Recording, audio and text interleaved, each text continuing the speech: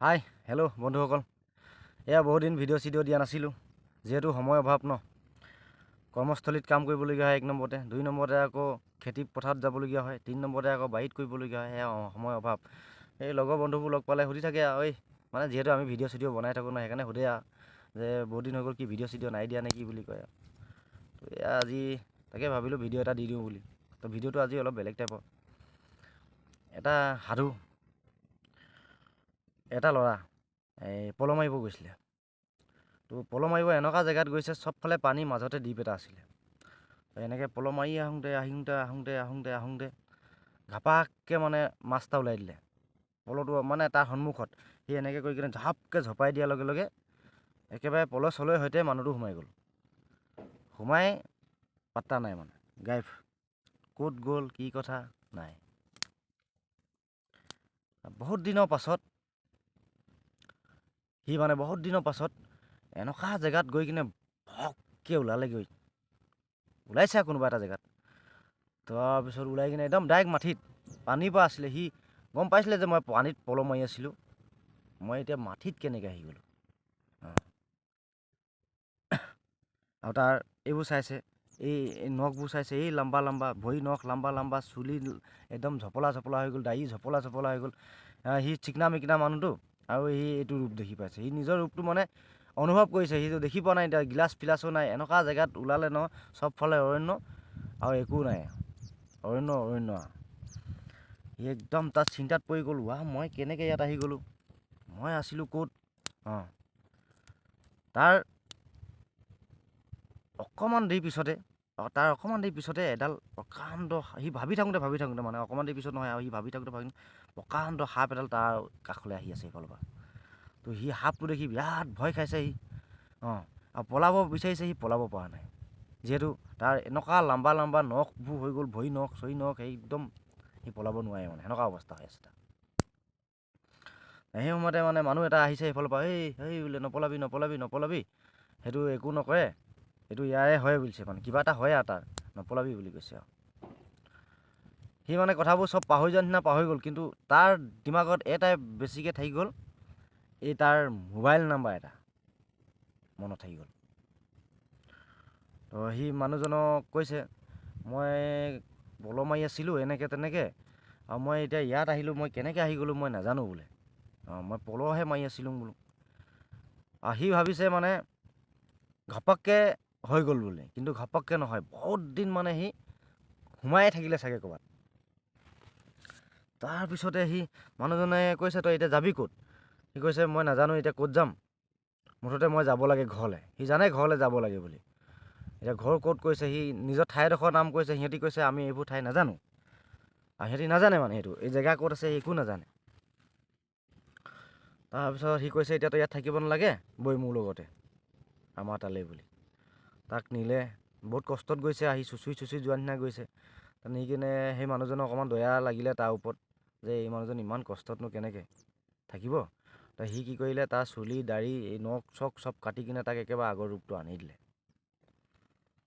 আৰু বহুত ভোক লাগিছে তাৰ সেই সময়তে, আৰু তই কিবা এটা খাই ল'বিগৈ বুলি কৈছে।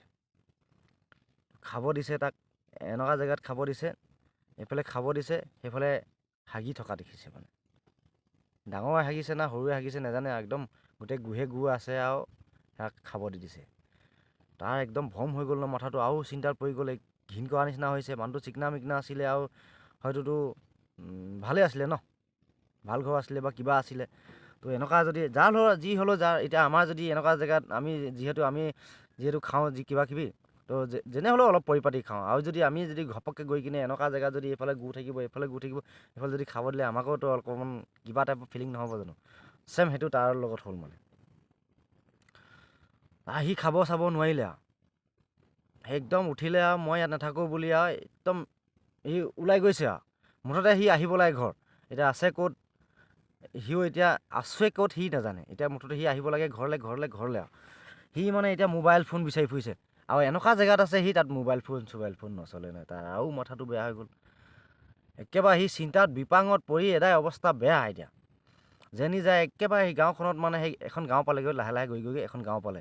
গাঁওখনত একদম এটাও ঘৰ নেৰিলে সি, মোবাইল ফোনৰ কাৰণে, যে এই মোবাইলটোত এই নাম্বাৰটো মাৰি দিলে সি গম পায় অলৰেডি যে মই নাম্বাৰটোত ফোন লগাই দিলে মই ঘৰলৈ যাব পাৰিম, জেগাডোখৰ সুধি ল'ব পাৰিম। কিন্তু তাৰ দুৰ্ভাগ্য এইটোৱে যে সেই গাঁওখনত, যিখন গাঁও আছিলে, যিখন গাঁও বসবাতি কৰি আছিলে মানুহ, সেই গাঁওখনত মোবাইল বোলা বস্তুটো ব্যৱহাৰেই নাই। তাৰ আৰু ভ্ৰম হৈ গ'ল মাথাটো এতিয়া। তাৰপিছতে কি কৰিব আহি এখন মানে দোকান টাইপৰ এনেকুৱা এটা বস্তু পালে আৰু সি বহুত আশাত আহিছে আৰু ইয়াত পাই যাম বুলি। তাতো ভোক লাগিছে। সিহঁত খালে, আৰু সিহঁত পইচা চইচা খেল নাই মানে, কিবা অদলা বদলা চিষ্টেম নেকি নাজানো, কিবা এটা হৈছিলে মানে। তো সি খালে, এতিয়া ইয়াৰ দিবলৈও একো নাই। একো নাই। তাৰপিছতে ই কৈছে এতিয়া ই দিব কি, ই এতিয়া ফোনটো নাই একেবাৰে ই লেবেজান হৈ এদাই হৈ গ'ল আৰু তাতে পৰি দিলে বাগৰি কিনে ই গম পাই গ'ল এতিয়া। মানে একেদিনা কথা নহয় এইটো, সি মানে কেইবাদিনো ঘূৰিলে ইয়াত, এনে চক্কৰ মাৰিলে কেইবাদিনো, যাতে মই মোবাইল ফোন এটা পাই যাম, কাৰোবাৰ এই নাম্বাৰটো লগাই দিলে মই যাবলৈ পাৰিম। নাপালে। লাষ্টত সি গম পালে, ভাগৰি গ'ল আৰু নোৱাৰিলেগৈ। সি গম পায় এতিয়া সেই দোকানখনতে বাগৰি পৰি কিনে একদম কান্দিব ধৰিলে। সি গম পালে আৰু মানে এতিয়া মোৰ আৰু ইয়াৰ পৰা মই কোনো পধ্যেই মই নিজৰ ঠাইলৈ মই যাব নোৱাৰিম আৰু মই ইয়াতে থাকিব লাগিব বুলি আৰু একদম বাগৰি কান্দিব ধৰিলে। তাৰপিছতে মাথাটো খুন্দিয়াইছে, ধুম খুন্দিয়াইছে, পূৰা খুন্দিয়াইছে আৰু খুন্দিয়াই থাকোঁতে সঁচাকেই মানে একেবাৰে সঁচাকৈ তাৰ যিটো সাধু হয় ন, সেইটো এটা সপোন হৈছিলে। তো সি মানে এনেকুৱাই খুন্দিয়াইছে, বিচনাখন এনেকুৱাই খুন্দিয়াইছে মানে তাৰ একেবাৰে ইয়াত মানে অন্তৰত মানে সোমাই গ'ল, সেইটো পূৰা দিমাগে অন্তৰে সোমাই গ'ল যে সপোনটো তাৰ সপোন যেন নহয়, যেন ৰিয়েলহে হৈছিলে নিচিনা অনুভৱ হ'ল। ইমানে খুন্দিয়াইছে, তাৰপিছতে সি টোপনি ভাঙি গ'ল ন, তেতিয়া গম পাইছে যে নিজকো অনুভৱ কৰিছে। ভাবি চাওকচোন, যদি আমাৰ লগত কেনেবাকৈ যদি সেনেকুৱাকৈ হ'বলগীয়া হয়, সেইটো সপোন হৈছিলে, আৰু সেই সপোনটো ময়ে পাইছিলোঁ, ময়ে দেখিছিলোঁ কেইবাদিনমান আগতে। মই সেইটো প্ৰকাশ কৰিম বুলি ভাবি থাকোঁতে প্ৰকাশ থাকি গৈছিলে আৰু কথাটো। আৰু মাজে মাজে আৰু অকণমান ভয়ানককৈ আছিলে বস্তুটো, মাজে অকণমান মই পাহৰিও থাকিলোঁ।